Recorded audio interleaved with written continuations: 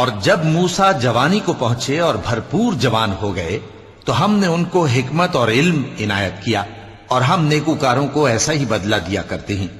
اور وہ ایسے وقت شہر میں داخل ہوئے کہ وہاں کے باشندے بے خبر ہو رہے تھے، تو دیکھا کہ وہاں دو شخص لڑ رہے تھے، ایک تو موسیٰ کی قوم کا ہے اور دوسرا ان کے دشمنوں میں سے۔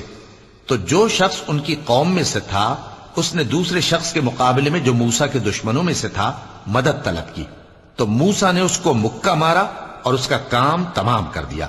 کہنے لگے کہ یہ تو شیطانی کام ہوا، بے شک وہ انسان کا دشمن ہے، کھلا بہکانے والا ہے۔ بولے کہ اے پروردگار، میں نے اپنے آپ پر ظلم کیا، سو تو مجھے بخش دے، تو اللہ نے ان کو بخش دیا، بے شک وہ بخشنے والا ہے، مہربان ہے۔ کہنے لگے کہ اے پروردگار، تو نے جو مجھ پر مہربانی فرمائی ہے تو میں بھی آئندہ کبھی گناہ گاروں کا مددگار نہ بنوں گا۔ الغرض صبح کے وقت شہر میں ڈرتے ڈرتے داخل ہوئے کہ دیکھیں کیا ہوتا ہے، تو ناگہاں وہی شخص جس نے کل ان سے مدد مانگی تھی پھر ان کو پکار رہا ہے۔ موسیٰ نے اس سے کہا کہ تو بڑا بہکا ہوا ہے۔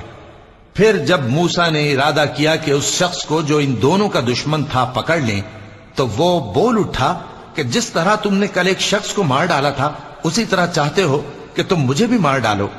تم تو یہی چاہتے ہو کہ ملک میں ظلم و ستم کرتے پھرو، اور یہ نہیں چاہتے کہ صلح کرانے والوں میں سے ہو جاؤ۔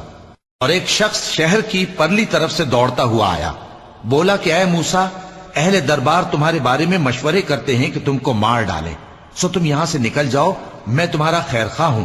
چنانچہ موسیٰ وہاں سے ڈرتے ڈرتے نکل کھڑے ہوئے کہ دیکھیں کیا ہوتا ہے، اور دعا کرنے لگے کہ اے پروردگار، مجھے ظالم لوگوں سے نجات دے